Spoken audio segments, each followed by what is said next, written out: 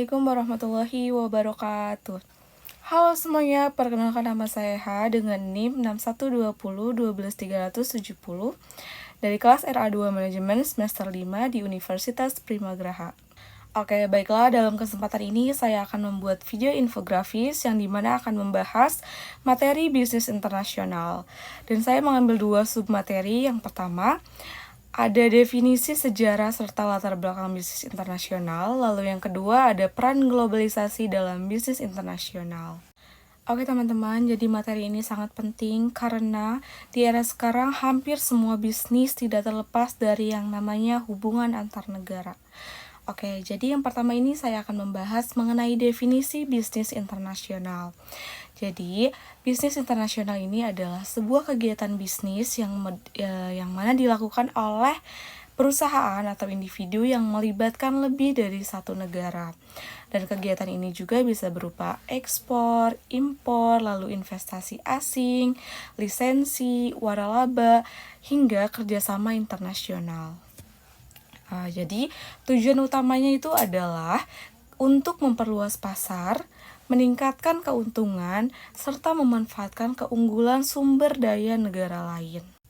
Oke, selanjutnya yaitu latar belakang dari bisnis internasional. Jadi, latar belakang munculnya bisnis internasional ini karena adanya perbedaan sumber daya alam, lalu adanya perbedaan teknologi, tenaga kerja, biaya produksi antar negara, dan juga kebutuhan dan selera konsumen yang semakin beragam. Oke, selanjutnya yaitu mengenai sejarah bisnis internasional. Jadi teman-teman, sejarah bisnis internasional sudah dimulai sejak zaman dahulu, terutama melalui kegiatan perdagangan antar wilayah dan juga antar negara. Dan pada masa kerajaan dan juga kolonialisme. Dan perdagangan rempah-rempah menjadi contoh awal dari mulainya bisnis internasional. Kemudian, saat revolusi industri, produksi massal mendorong negara-negara memasuki era modern dan juga era digital, yang dimana bisnis internasional berkembang sangat pesat dengan dukungan teknologi dan juga internet. Karena adanya selera dan kebutuhan konsumen yang beragam, itu juga bisa mendorong perusahaan untuk masuk ke dalam pasar global.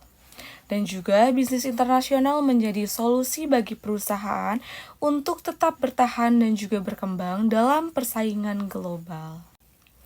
Oke, selanjutnya kita akan membahas mengenai materi yang kedua, yaitu globalisasi dalam bisnis internasional.